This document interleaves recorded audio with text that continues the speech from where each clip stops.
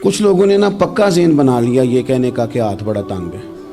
پکا آپ جس وقت پوچھ لیں ان کا ہاتھ اور بڑا ہی زیادہ تنگ ہے. آپ یقین کریں بہن کا جو خامند ہے وہ کہہ رہا ہے جا حصہ لے کے آ, تیرے بھائیوں کی کمائی تو نہیں تیرے ابا کی ہے, لے کے آ. وہ بیچاری اس کی منتیں کر رہی ہے, کہتی ہے اگر جاؤں گی نا تو وہ کہیں گے حصہ لے جا, آج کے بعد ہمارے گھر نہ آنا, میرا دروازہ نہ بند کرو, مہربانی کرو.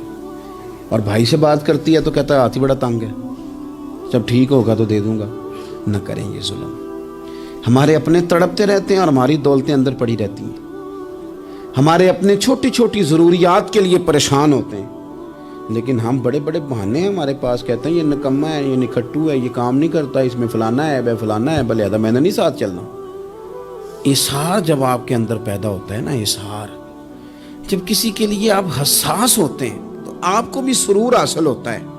نہ کریں یہ کام کہ آپ کو اللہ نے وسعت دی اور ہر وقت آپ ہاتھ تانگ ہونے کا رونا رو رہے ہیں. ہر وقت آپ یہ کہہ رہے ہیں میں بڑی آزمائش میں ہوں, جب خدا نے آپ پہ نہیں ڈالی.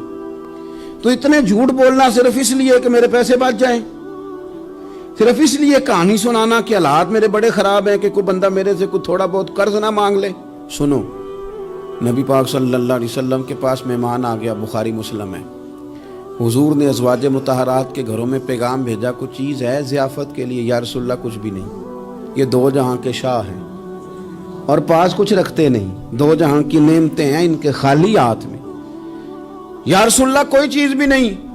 حضور نے صحابہ کے مجمع پہ نظر ڈالی, یا رسول اللہ صلی اللہ علیہ وسلم حکم ہو. تو حضور فرمانے لگے تم میں سے کوئی بندہ ہے جو اسے گھر لے جائے روٹی کھلائے. ایک صحابی اٹھے فوراً, حضور میں لے کے جاتا ہوں کھانا کھلاتا ہوں. فرماتے ہیں میرے گھر میں صرف بچوں کا کھانا تھا,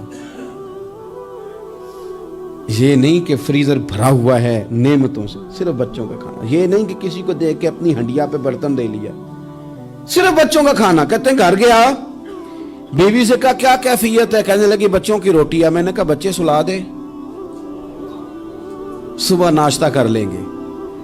تو کہنے لگی آپ کیا کھائیں گے؟ تو میں نے کہا نہ میں کھاؤں گا نہ تو کھائے گی, مہمان جو نبی پاک کا ہے. کہا اچھا, اب ذرا تجویز دیکھو میاں بیوی کی سوجھی آپس میں. کہتے ہیں کھانا لگا دینا کیونکہ ایک آدھ بندے کا کھانا ہے. اپنی غربتوں کا ہر جگہ اظہار کرنا, رونا رونا. یہ دیکھو غربت کیسے چھپائی جا رہی ہے. نہیں کہ چل تو تھوڑا رحم کھا, تو آیا ہے تو تھوڑا رحم کھا. یہ نہیں کہا اٹھ کے نا تو کھانا رکھنا اور اٹھ کے نا چراغ ٹھیک کرنے کے بہانے بجھا دینا. ہم دنیا والوں کے سامنے کیوں اپنے دکھ بیان کریں؟ ہم جو کہیں گے رب رسول کی بارگاہ میں کہیں گے. تو نہ چراغ ٹھیک کرنے کے بہانے. اہلیہ اٹھی, کھانا دینے کے بعد چراغ ٹھیک کرنے کے بہانے بجھا دیا. خامد بھی ہاتھ چلاتے رہے, بیوی کبھی برتن رکھتی کبھی اٹھاتی, پتہ چلے کہ کھانا کھا رہے ہیں, کھانا کھایا جا رہا ہے. کہتے ہیں مہمان پیٹ بھر کے کھانا کھا گیا. یہ کام ہوا رات کے اندھیرے میں, اس وقت ہوا جب چراغ بھی بند تھا, اس وقت ہوا جب کوئی دیکھنے والا نہیں, کسی کو بھی خبر نہیں تھی.